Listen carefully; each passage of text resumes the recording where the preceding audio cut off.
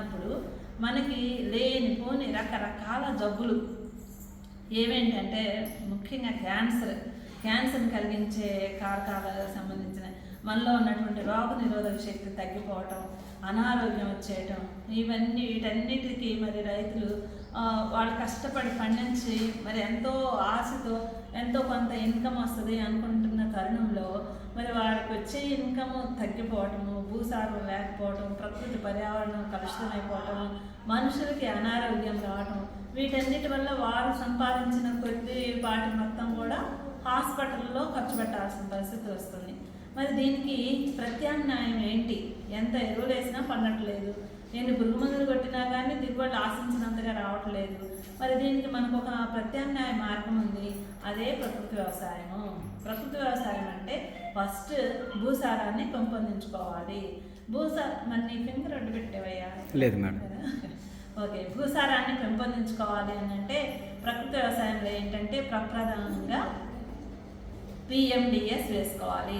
PMDS అంటే ఏంటంటే pre monsoon dry sowing. ప్రధాన పంట విత్తడానికి ముందుగా మనకి రైతు సేవా కేంద్రం నుంచి VAA గారు ఉన్నారు ఇక్కడ, వారంతా జనుము జీలుగా పిల్లి పెసర విత్తనాలు ఇస్తూ ఉంటారు. అది చాలా వరకు మంచిదే. అయితే అలా ఒకే రకం విత్తనాలు వేసుకోవటం వల్ల ప్రీ మాన్సూన్ డ్రై సోయింగ్లో మనకి ఒక పంట ఉన్నప్పుడు ఆ పైరు ఏదైనా సరే ఆకుల ద్వారా కిరణజన్య సంయోగ క్రియ అనేది జరుపుకుంటుంది.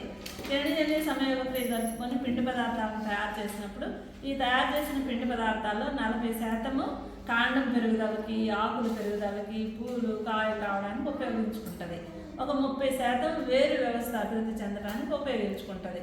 ఆ తర్వాత ఇంకా మిగిలిన 30% నేలలోకి రిలీజ్ చేస్తుంది కార్బోహైడ్రేట్స్ని. ఈ రిలీజ్ చేసినటువంటి కార్బోహైడ్రేట్స్ అన్నీ అక్కడున్న సూక్ష్మజీవులన్నిటికీ ఆహారంగా మారుతాయి. అయితే ఒక రకం పంట వేసినప్పుడు మనం సపోజ్ జనుము జీలుగో పిల్లి పెసర వేసామనుకోండి, దాని DNAకి సంబంధించిన ఆ సూక్ష్మజీవులు అనేవి మనకి నేలలో అభివృద్ధి చెందుతాయి, సేంద్రియ కర్బన శాతం అనేది అభివృద్ధి చెందుతుంది. అలా కాకుండా మరి నవధాన్యాలు అంటే 9 రకాల విత్తనాలు వేసినప్పుడు ఇంకా కోటానుకోట్ల సూక్ష్మజీవులు అభివృద్ధి చెంది భూమి బాగా గుల్లబారినట్లు మనం కొన్ని పరిశోధన ద్వారా తెలుసుకోవడం జరిగింది. అలాగే ఆ పరిశోధన ఫలితాలను ఆధారం చేసుకొని 30 రకాల విత్తనాలు వేసినట్లయితే అసలు నేలలో మొక్కలకు కావాల్సినటువంటి ఆ సూక్ష్మజీవులన్నీ కూడా అభివృద్ధి చెంది మొక్కల నుంచి రిలీజ్ అయ్యేటటువంటి కార్బోహైడ్రేట్స్ వేర్ల ద్వారా వచ్చేటటువంటి ఈ షుగర్స్ని సూక్ష్మజీవులు ఆహారంగా తీసుకొని సూక్ష్మజీవులు రిలీజ్ చేసే వాటిలో మొక్కలకు కావాల్సినటువంటి పోషకాలన్నీ కూడా ఉంటాయి. అంటే ఇప్పుడు మనకి ఎరువులు వేసుకున్నాం అనుకోండి, రసాయనిక ఎరువులు వేశారనుకోండి, ఈ రసాయనాల వల్ల ఈ సూక్ష్మజీవులన్నీ చనిపోతాయి, సేంద్రియ కర్బన శాతం అనేది ఉండదు. కాబట్టి తప్పకుండా ప్రతి రైతు కూడా PMDS వేసుకోవాలి. అది 40 రోజుల దశలో అదంతా కూడా దున్నేసేసి తీసిన తర్వాత ప్రధాన పంట వేసుకోవాలి. అలా మనకి ప్రధాన పంట కొంతమంది ఇక్కడ ప్రకృతి వ్యవసాయ విధానంలో చేసిన రైతులు ఉన్నారు. ఆ ప్రధాన పంట వేసేటప్పుడు కూడా ఏక పంట కాకుండా పలు పంటల విధానంలో వేసుకోవాలి. ఇప్పుడు ప్రత్తి ఉందనుకోండి, ప్రత్తిలో కంపల్సరీగా చుట్టూ బార్డర్ క్రాప్ అంటే సరిహద్దు పంట అంటారు, సజ్జ జొన్నలు ఇవన్నీ కూడా బార్డర్ క్రాప్గా వేసుకోవాలి. మధ్యలో 6 వరుసలకు ఒక వరుస కంది వేసుకోవాలి. ఈ ప్రతి సాళ్ళ మధ్యలో కూడా మనం బెండ, అట్లాగే గోరు చిక్కుడు, అనుములు, అలసందలు ఇవన్నీ వరుసకి మధ్య మనం అంతర పంటలుగా పెట్టుకోవటం వల్ల ఏంటంటే జీవ వైవిధ్యం అనేది డెవలప్ అయ్యి ఈ జీవ వైవిధ్యం వల్ల మిత్ర పురుగులన్నీ కూడా ఆకర్షించబడతాయి. మనకి ప్రతిలో వచ్చే ప్రధాన సమస్య ఏంటంటే గులాబీ రంగు పురుగు. ఈ గులాబీ రంగు పురుగు ఏం చేస్తుందంటే రెక్కల పురుగు వచ్చి ఆ పూతల మీద గుడ్డు పెట్టి వెంటనే అది పిల్ల లార్వా దశకు వచ్చిన తర్వాత 1 గంటలోనే ఆ గుడ్డు పగిలి లార్వా ఎప్పుడైతే బయటకు వస్తుందో బయటకు వచ్చిన తర్వాత 1 గంటలోనే కాయలోకి వెళ్ళిపోయింది అనమాట. పూత లోపలికి వెళ్ళిపోయి ఆ కాయలో ఉండి దాని జీవిత చక్రం అంతా కూడా కాయలో కంప్లీట్ చేస్తుంది. దానిలో లోపల నుండి వచ్చే ప్రతినంతా కూడా తినేస్తూ నష్టపరుస్తూ ఉంటుంది.